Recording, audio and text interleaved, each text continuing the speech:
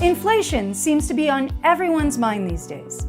And whenever the latest inflation figure is about to be announced, Americans everywhere hold their collective breath to see if prices are rising or falling.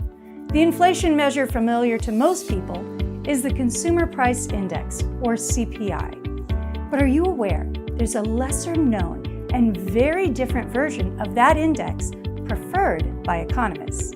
Welcome to Economics Made Simple.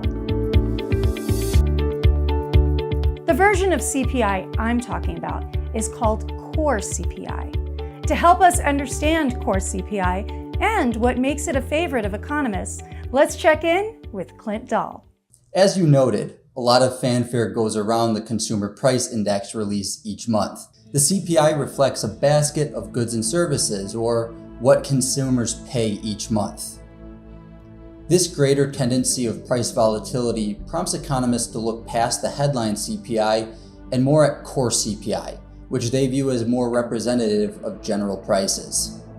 Core CPI will remove food and energy from that basket. Why is there an inflation measure that doesn't capture food or energy? In a word, volatility. Food and energy are subject to volatility that's not rooted in basic laws of supply and demand or monetary policy. Changes in weather conditions, natural disasters, political upheaval, and geopolitical crises are just some of the examples of usually temporary but often dramatic events that can have a major impact on food and energy prices. Here's a simple example of how economists might evaluate inflation through the lens of core CPI. Let's say that headline inflation has been making big jumps month to month, but the core CPI has been making smaller jumps. This might indicate to economists that food and energy prices are having an outsized impact on the headline number. It could further indicate to them that inflation at a fundamental level, the kind that is impacted by monetary policy, is weakening. If inflation is actually weakening rather than strengthening, the Fed may be less inclined to respond to the rise in headline CPI with monetary policy. This might explain what seems like a soft response by the Federal Reserve to the headline inflation numbers. Of course, many Americans may roll their eyes at the notion of an index that doesn't include food and energy. Nevertheless, central banks and economists might prioritize core CPI when taking action.